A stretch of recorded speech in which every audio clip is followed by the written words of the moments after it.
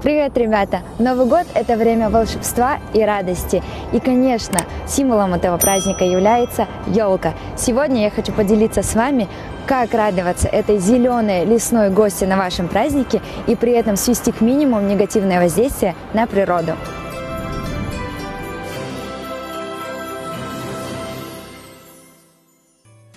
Откажитесь от использования живой елки в пользу искусственной. У такой покупки много плюсов.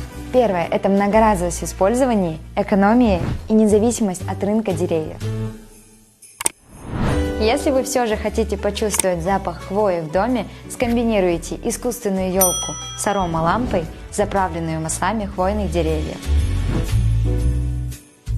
Можно купить лесную красавицу в горшках, катках или ящиках. При этом нужно знать, куда после празднования вы ее высадите. Обязательно возьмите информацию у продавцов о том, как ухаживать за деревом. Также можно обзавестись комнатными растениями, родственниками новогодних елок. Такое, например, как араукария, прекрасный пример теплолюбивого хвойного растения, которое растет в комнатных условиях и достигает больших размеров. Если есть такая возможность, то нарядите елку во дворе или в саду. Таким образом, вы можете долго наслаждаться новогодним настроением, не нанося вреда растению. Ну и последний совет. Используйте в оформлении не целые елки, а только ее ветки. Такие ветки вы можете приобрести на новогодних ярмарках.